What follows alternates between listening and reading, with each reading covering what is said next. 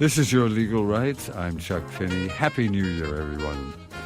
Our topic is undue influence and elder abuse, what they are, how to identify them, and what to do if undue influence and financial abuse are suspected.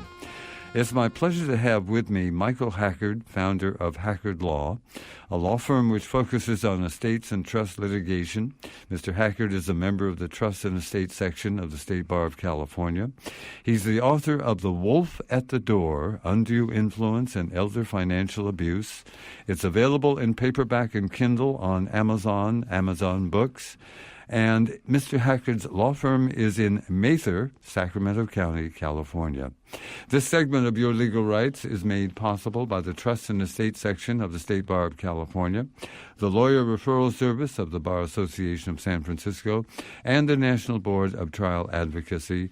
And Mike, it's great to have you here. Well, it's great to be here, Chuck. Thank you for coming from Mather to San Francisco. Oh, it's quite a trek. Great to have you here. Yeah. One of the things that I want everyone to know, and I am very impressed, just by coincidence, of getting an email about your book.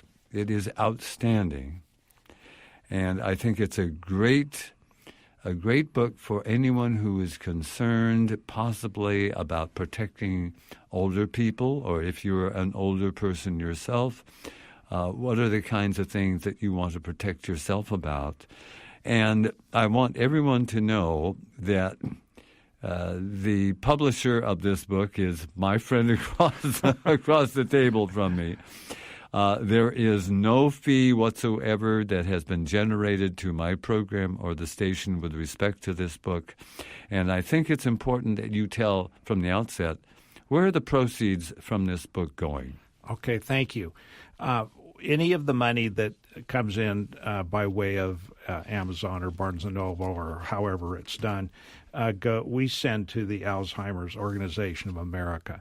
As I've said from the beginning, I don't want to make a nickel on this book. I'd love for the book to continue to sell very well, which it is, but we also give the books away. I've done that, at many speeches, and I'm looking forward to doing it more through the coming year. Well, I'm very impressed with that. And one of the things that Mike has, and he's a very gracious guy. And by the way, everybody, I want you to know that Mike is someone who I have met through being introduced to his book just a couple of weeks ago. He is not a longtime friend, but someone who I feel is a very valuable person to all of us in terms of education in the area of certainly undue influence and financial abuse. He had told me that if you want, maybe you want to write this down, if you want to send him an email, he will send you one of his paperback books. It is in paperback, free, no charge whatsoever. So here's his email address in case you are so interested. Get ready with your pen or pencil and a piece of paper. Hackard, Hackard, at hackardlaw, that's one word, .com.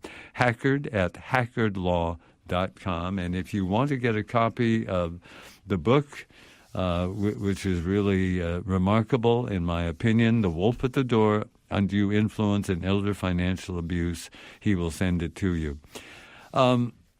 Where is this happening, undue influence? Is it primarily the victims are people who are beginning to have memory loss, who maybe have Alzheimer's?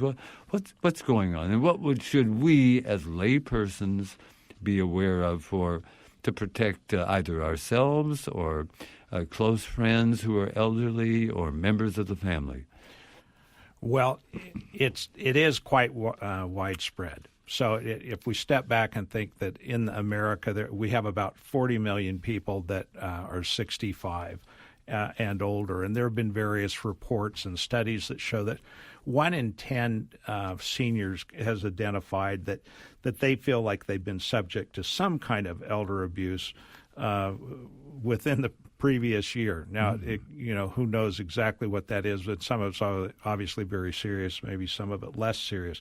But the National Adult Protective Services Organization, it calls this an epidemic.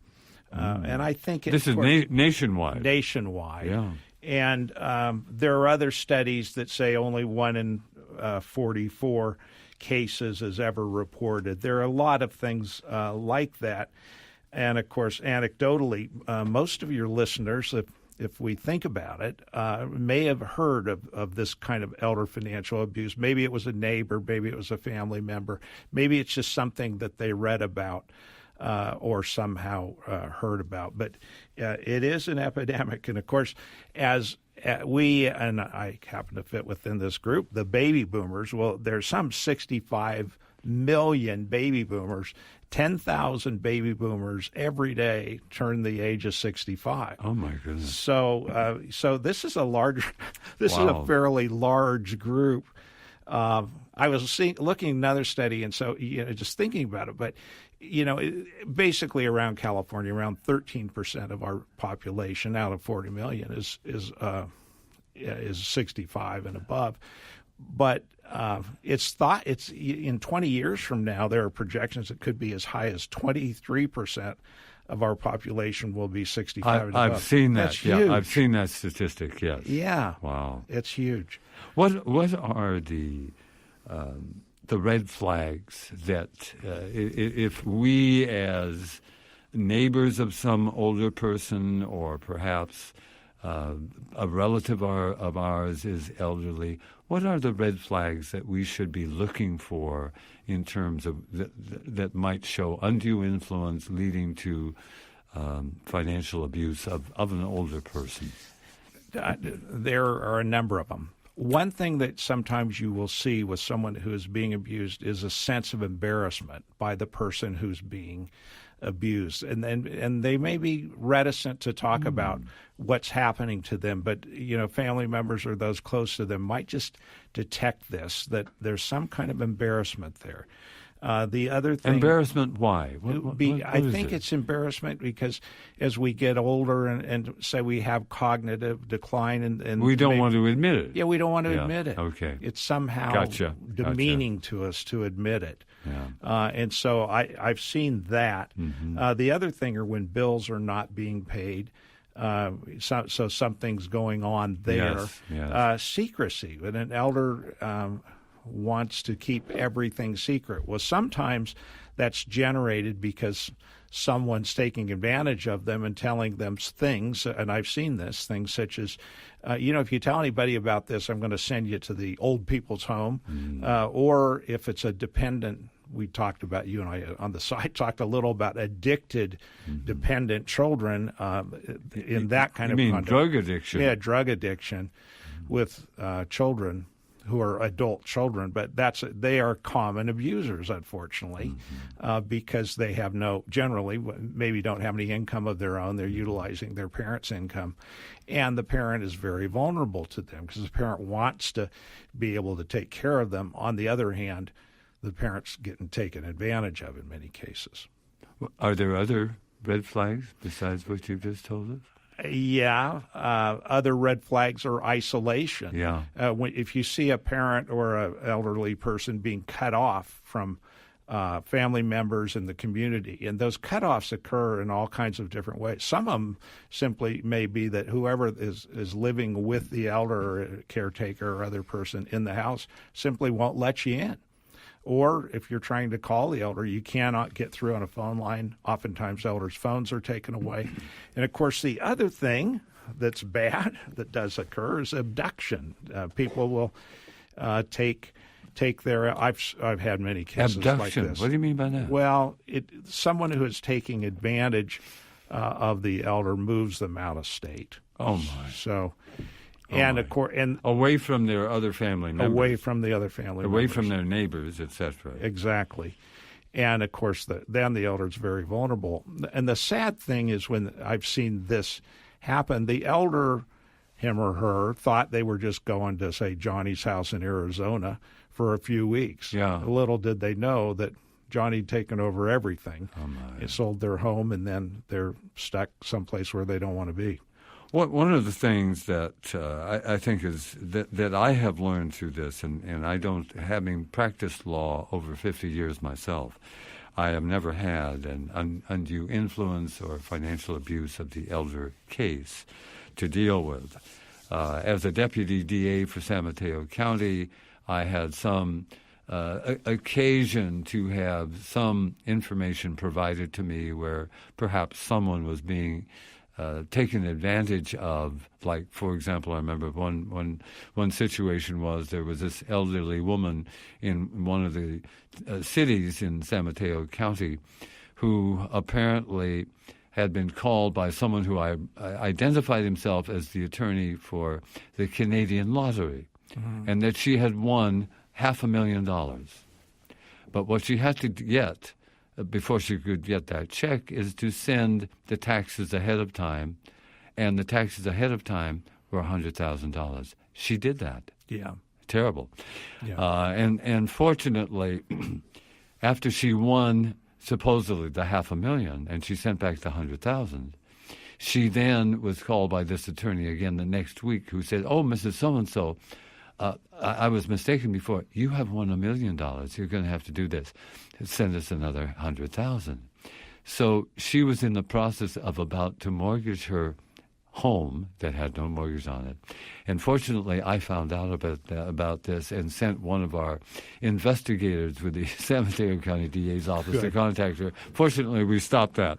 Good. But in any event, one of the things that I think that I have learned from you and your book is that, and I'm kind of jumping ahead of a moment, because what I have learned in doing this program for 33 years is that the average person is very concerned about, gee, do I really have to hire a lawyer? Because they're expensive, $300, $400 an hour.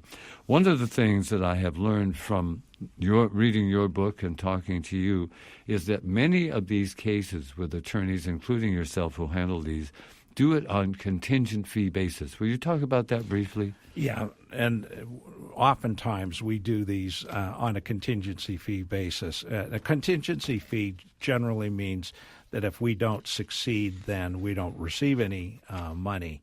It's much like in personal injury cases. Yes. We do it when we can because most of the time when people have come to us, it's because they've had their money taken away and they don't have the money. They have nothing. Yeah, they don't have the money to. They just have debts. Yeah, they have debts. They have can't debts. pay. Yeah. And then to add insult to injury, they end up paying us on a contingency fee. But of course, I can't keep my law firm going with zero funds. No, of course you can. So, but we do work to. I do what I can on a contingency fee basis for people, just so that they can have representation. And we conform with all the rules of the state bar, and I think. Oh, sure. I think it's worthwhile. Let me add one other thing, since we're talking about it. So in elder financial abuse, the law changed in January of 2014. It made the law much more positive and friendly toward elders and their families that have been damaged. And among other things, it allows for the assessment of attorney's fees against the wrongdoer. That also helps. I would add the other thing is that a lot of lawyers don't know about this law, and part of what I'm doing, I'm teaching a course this month to a bar association in Sacramento, I think in a couple months in San Francisco, and another one in Southern California later. But lawyers need to know about this. They're going to be able to help more seniors if they learn the law, and because the legislature has stepped up and said we need to protect seniors, and here's a good law to help do it.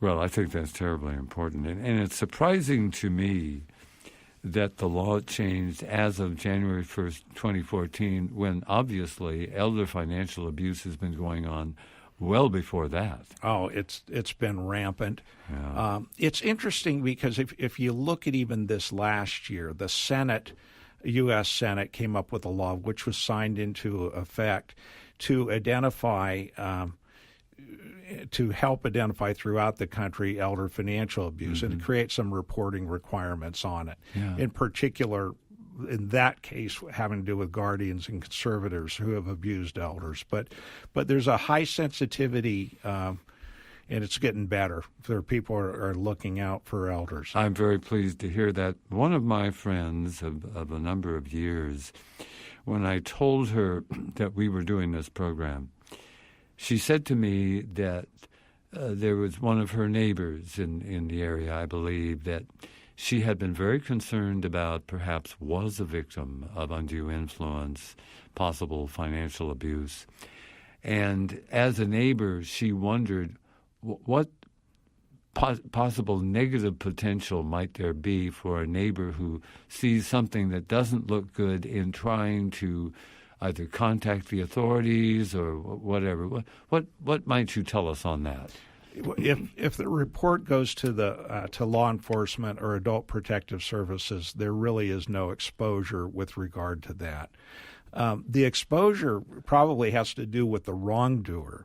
And that's a realistic fear. What do you mean by that? Well, let's suppose that you're reporting that your neighbor has been taken advantage of. It looks like their money's been taken, and their wrongdoer is, let's say it's an adult child who has threatened both the parent and anyone else who wants to reach out to the parent to help them.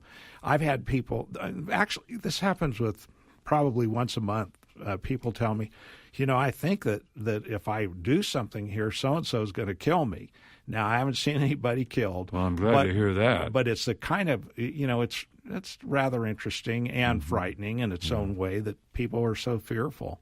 The other thing is if you say it's a neighbor, I just had this happen. If you can reach out to the person who you think has been injured or abused, and you could take them maybe to law enforcement, or we have people come to us that maybe it's a neighbor or some other interested person who brings them into our office. And when then we do what we can to help from there and send them to the right spots. How? Let me just do this. Everyone, this is our first program of the year, Your Legal Rights first program of the year. We're doing this on the evening of Wednesday, January 3rd of 2018. And I hope for all of us, including yourself, that this is going to be a good year for all of us. But what I want to let you know, in about maybe 15 minutes or so, I will invite you to call in with your questions, your comments, your concerns on this area of undue influence and elder abuse. And here's our toll-free number. We'll take calls probably in about approximately 15 minutes or so. 866-798-8255, 866-798-8255. And for those of you who are not aware of this, if you've missed some of the program or you want to hear it again, Your Legal Rights is now available as a podcast free of charge. If you want to jot this down, this magic website, www.kalw.org/subscribe, SUBSCRIBE, and take advantage of it if you would like, www.kalw.org/subscribe, SUBSCRIBE. If you've tuned in just a little bit late, my guest is Michael Hackard. He's the founder of Hackard Law. It's a law firm that focuses on estates and trust litigation in Mather, which is in Sacramento County in California. He's written a book recently entitled The Wolf at the Door, Undue Influence and Elder Financial Abuse. It's available in paperback and Kindle on Amazon Books, if you Google Amazon and look for books. And what he's done, he's a very gracious guy. He has said, and we talked about this at the very beginning of the program, that if you would like to jot down his email address and send him an email, he will send you a book free. It's a paperback. It is actually, let me see, how many pages do we have here? It's great reading, very fast reading, very valuable reading. Without the notes, it goes about 133 pages. I highly recommend it to you if you are an elder person or if you have someone who is an older friend, an older neighbor, an older member of your family, and you're concerned about them. I highly suggest you read it. So here's his email, Hackard, Hackard, at Hackard Law. That's one word, hackardlaw.com. Hackard at hackardlaw.com. Do you find that there is a way that some suggestions you have about if someone is concerned about someone being taken advantage of, how we go about protecting them? What we might, and I'm not asking you to give us all the information, but what are some of the things that we might do to try to see if we can protect this person? A really important part of all of that is transparency. Mm-hmm. So to the extent that the, let's say it's the parent or the elder, has bank accounts, it's a kind of two-edged sword, but bank accounts, securities accounts, those types of things, pardon me, there ought to be some transparency with it. Someone who is close to them that is trustworthy, that also has knowledge as to those accounts, because you can go through, say, a monthly statements and see if money's being taken out of those accounts. And where what we do see is the wrongdoer using an ATM card for their own purposes or credit cards. Yeah. You know, over Christmas here, I looked at one case where the wrongdoer went to Hawaii for Christmas.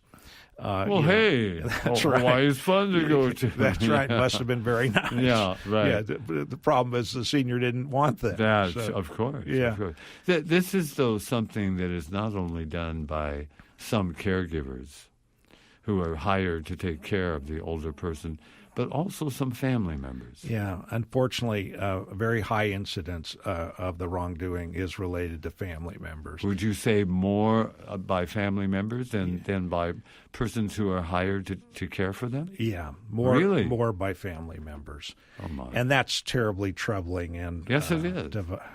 Divisive to a family. It is. And that's another thing, that to the extent that you're going to provide transparency to family members, oftentimes it makes sense to provide that transparency to more than one family member. Of course. So that, there's kind of a checks and balances that goes with that. I have some recollection, Mike, some years ago in a program that I did on the air, that there was a relatively recent law, and this is within the last few years, that banks or bank tellers, if they suspect that someone who, let's say, is bringing an elder person into the bank and using that elder person's ATM card, as you say, or withdrawing money otherwise, that a teller or the bank itself has some responsibility in contacting authorities, or am I wrong on that? No, you're right on it. But it takes an attentive teller or an attentive bank person to see it, because that is a lot of where the wrongdoing does occur. There's in kind of consistent with that, FINRA, which oversees securities firms. FINRA. What does that stand for? Financial. What is it? I'm sorry. I have it here. It's in there. Yeah.